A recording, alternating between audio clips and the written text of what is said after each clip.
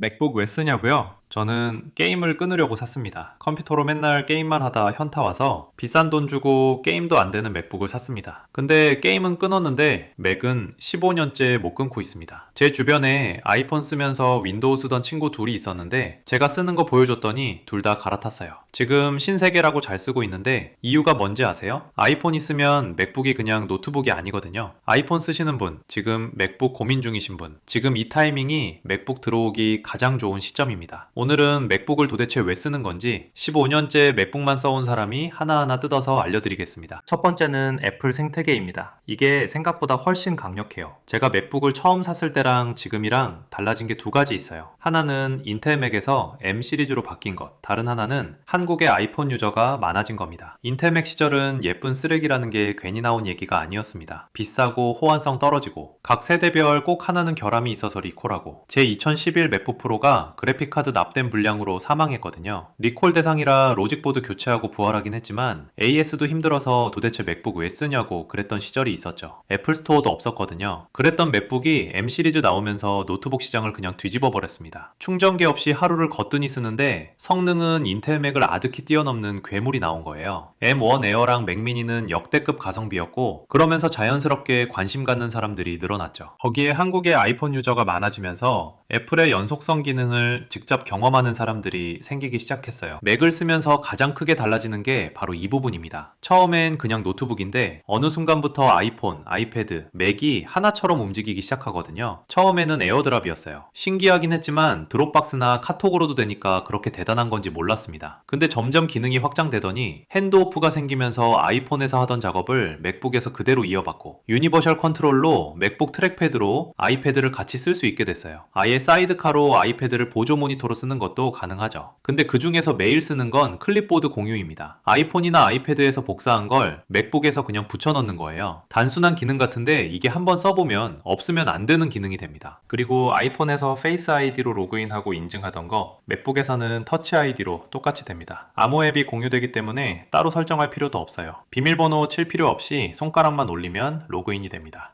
아이폰만 있어도 이 정도인데 아이패드까지 있으면 맥북 샀을 때 뽕을 뽑는 구조입니다. 너무 편해요. 그렇기 때문에 한번 들어오면 계속 아이폰이랑 맥을 쓰게 됩니다. 저도 15년째 아이폰이랑 맥만 사용 중이네요. 두 번째 이유는 생산성입니다. 맥북은 생산성이다 라고 하는데 도대체 뭐가 생산적일까요? 맥은 OS든 서드파티 앱이든 공통 단축키를 씁니다. 메뉴도 좌측 상단에 파일, 수정으로 시작해서 창, 도움말로 끝나는 구조가 어떤 앱이든 통일되어 있어요. 앱이 바뀌어도 사용자 경험이 일관되니까 한번 숙달되면 새 앱도 금방 익숙해집니다. 윈도우에서 앱마다 UI가 제각각인 것과는 다른 철학이에요. 그리고 맥은 런처 기반 호출 구조입니다. 스팟라이트 단축키 하나면 파일이든 앱이든 설정이든 키보드로 바로 불러옵니다. 마우스로 손이 움직일 필요가 없어요. 윈도우는 기본적으로 찾아가는 구조거든요. 시작 메뉴 열고 폴더 탐색하고 앱 실행하고 윈도우에는 에브리띵 있는데요? 맞습니다. 근데 그게 포인트예요. 별도 앱을 설치해서 쓴다는 것 자체가 런처 방식이 더 생산적이라는 걸 반증하는 거잖아요. 심지어 맥 좀 써본 유저들은 스팟라이트조차 안 씁니다. 알프레드나 레이캐스트 같은 상위 호환 앱으로 넘어가거든요. 이게 별거 아닌 것 같지만 마우스로 손 왔다 갔다 하는 게 누적되면 시간 소모도 크고 집중력도 떨어뜨립니다. 생산성을 떨구는 주범이 사실 이런 사소한 것들이에요. 자동화 얘기도 빠뜨릴 수 없어요. 맥은 외부 툴 없이 기본으로 자동화를 지원합니다. 예전부터 있던 오토메이터, 지금은 단축어로 맥뿐만 아니라 아이폰, 아이패드까지 간단한 자동화가 됩니다. 자주 쓰는 기능을 단축어로 만들어두고 우클릭으로 호출하거나 파인더에 등록해서 쓰는 식이에요. 생산성 높이는데 진심인 사람한테는 이게 정말 강력합니다. 마지막으로 배터리입니다. M 시리즈 나오면서 배터리가 미쳐버렸어요. M4 에어로 입문한 제 친구는 이틀째 충전 안 하고 쓰더라고요. 제 인텔 맥은 3시간이면 방전이라 충전기가 항상 필수였는데 충전기 안 챙겨도 된다는 게 생산성이랑 직결되거든요. 카페에서 콘센트 자리에 앉으려고 눈치 게임 안 해도 됩니다. 세 번째 이유는 품질과 내구성입니다. 맥북은 기본적으로 하드웨어 스펙이 좋습니다. 디스플레이, 스피커, 트랙패드 등 모두 동급 윈도우 노트북보다 더 좋은 사양이 들어가 있어요. 디스플레이는 레티나 디스플레이라고 별도 명칭을 붙여서 홍보할 정도로 애플이 신경을 많이 쓰는 부분입니다. 최대 밝기가 에어는 500니트, 프로는 1000니트 수준입니다. 맥북 에어 금액과 비슷한 100만원 후반대 삼성이나 LG 노트북 보면 300에서 400니트 정도예요. P3 생명력을 지원해서 sRGB 대비 표현할 수 있는 색의 범위가 넓고 픽셀 밀도가 높아서 텍스트나 이미지가 선명하게 보여요. 반사 방지 코팅도 잘 돼 있어서 밝은 곳에서도 화면이 잘 보이고요. 색 정확도가 높다 보니 영상이나 사진 하는 사람들은 그냥 맥북을 믿고 씁니다. 나란히 놓고 비교하면 일반인도 차이를 바로 압니다. 스피커도 진심입니다. 출력도 높고 왜곡도 적어서 외장 스피커 없이도 충분한 사운드가 나와요. M1 이후로는 공간 음향이 적용돼서 스테레오 사운드를 3D 입체음으로 바꿔줍니다. 음악이나 영화 볼 때 몰입감이 다르거든요. 솔직히 맥북이 특별히 잘 만든 것도 있지만 다른 노트북 제조사들이 스피커에 투자를 안 하는 것도 있습니다. 저는 맥북의 시그니처가 트랙패드라고 생각합니다. 일반 노트북 트랙패드랑은 아예 다른 존재예요. 카테고리를 따로 분리해야 할 수준입니다. 크기도 크고 터치 인식률도 좋고 손가락 제스처로 OS 제어가 편하고 터치와 물리 클릭을 구분해서 쓸 수 있습니다. 여기에 BTT 같은 UT랩 설치하면 멘탈이 나가버릴 수준이 됩니다. 일반 노트북 트랙패드는 마우스 없을 때 잠깐 쓰는 수준이지 실제 작업용으로 만든 건지 의심스러울 때가 있습니다. 그리고 맥북은 사면 오래 씁니다. 케이스는 알루미늄이라 물리적으로도 튼튼하고 윈도우처럼 주기적으로 포맷 안 해도 느려지는 증상이 없어요. 소프트웨어 지원도 7년에서 8년은 해줘서 업데이트 안 돼서 못 쓰는 일도 없고요. 고장나서 바꾸는 게 아니라 새 거 쓰고 싶어서 바꾸는 기계입니다. 저도 2011년 맥북 프로를 7년째 사용했었습니다. 맥북이 비싸다고 하는데 뜯어보면 맥북은 비쌀만 합니다. 맥북은 원래 고급 노트북 시장을 타깃으로 나온 제품이에요. 근데 일반 노트북 기준으로 비교하다 보니 비싸 보이는 겁니다. M 시리즈가 출시되고 성능까지 압도적으로 좋아지면서 맥북 에어가 가성비로 불리기 시작했습니다. 네 번째 이유는 한국 환경의 변화입니다. 예전에는 안 되는 게 많았어요. 특히 인증서 문제로 은행, 홈택스, 정보24 등 인증서만 끼면 되는 게 없었습니다. 저도 아예 다 포기하고 폰으로만 했어요. 하지만 이제는 간편 인증서로 다 해결됐죠. 이제 남은 건 한글 자소 분리인데요. 맥에서 한글 파일명이 윈도우로 넘어갈 때 깨지는 경우가 아직 있습니다. 반디메이머나 오토메이터로 자동화 스크립트를 돌리면 되긴 한데 저는 그냥 외부로 보내는 파일은 영문으로 저장하는 식으로 적응했습니다. 물론 여전히 맥을 사용하면 안 되는 분들도 있습니다. 캐드를 써야 하는 설계 쪽이나 보안 플러그인이 필수인 관공서 및 기업 등 윈도우 전용 프로그램을 써야 하는 환경에서는 그냥 맥은 쳐다도 안 보는 게 맞습니다. 이제는 그런 일부 사례를 제외하면 대다수 일반 유저들이 맥북을 쓰는데 장애물은 거의 없어졌습니다. 게임 끊으려고 산 맥북을 15년째 쓰고 있습니다. 게임은 끊었고 맥은 못 끊었어요. 쓰다 보니 손에 익어서 이제는 윈도우가 불편해져 버렸네요. 게다가 비싸게 산 맥북 어떻게든 잘 써서 본전 뽑겠다고 달려들었더니 맥으로 영상 편집해서 유튜브도 하고 있습니다. 그랬는데 맥북이 가성비가 됐습니다. 제가 맥북을 15년째 쓰고 있는데 맥북이 윈도우 노트북보다 싼 건 이번이 처음입니다. 지금 노트북 시장에 엄청난 일이 벌어지고 있어요. AI 데이터 센터 수요가 폭발하면서 램 가격이 1년 사이에 최대 7배까지 올랐거든요. 삼성, LG도 노트북 가격을 인상했고 HP, 델 같은 해외 제조사도 마찬가지입니다. 그런데 이번 M5 맥북 에어 출시하면서 애플만 가격을 동결했어요. 반도체 시장에서 큰 손이다 보니 싸게 계약하는 것도 있고 물량도 대규모로 미리 받아놔서 이번 M5까지는 가격 동결이 가능한 걸로 보여요. 거기에 이번에 보급형 라인인 맥북 네오가 출시되면서 맥북이 비싸다는 인식마저 깨려는 움직임도 보입니다. 램값 폭등 타이밍에 보급형 출시까지 맞아떨어지면서 애플 입장에서는 가만히 앉아서 엄청난 마케팅 효과를 가져갔습니다. 저는 맥 사용자가 더 늘어났으면 좋겠어요. 아이폰 사용자가 늘어나면서 애플 스토어도 생기고 1차 출시국 혜택을 받는 것처럼 맥 사용자가 늘어나면 한글 오류도 좀 고쳐주지 않을까 싶네요. 맥북에 관심이 생기신 분은 고정 댓글을 확인해주세요. M5 맥북 에어와 네오 출시 후 각자에게 맞는 맥북 가이드 영상을 만들어 뒀습니다. 오늘도 시청해주셔서 감사합니다. 행복한 하루 되세요.